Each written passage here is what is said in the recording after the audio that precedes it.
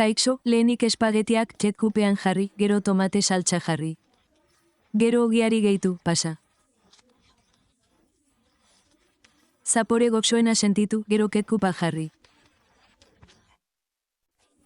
Eta tipula hautsestatu txakur beroaren espagetiaren gainean, janeta. Gozatu. Jan alduzu hau, 3, 2. 1. Lehenik espagetiak ketkupean jarri, gero. Gazta eta tomatea jarri, gero ogiari gehitu, pasa.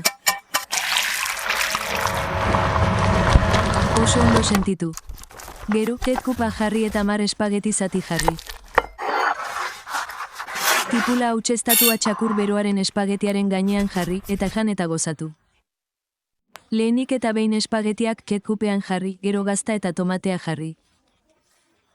Gero ogiari gehitu, pasa. Oso ona izango da.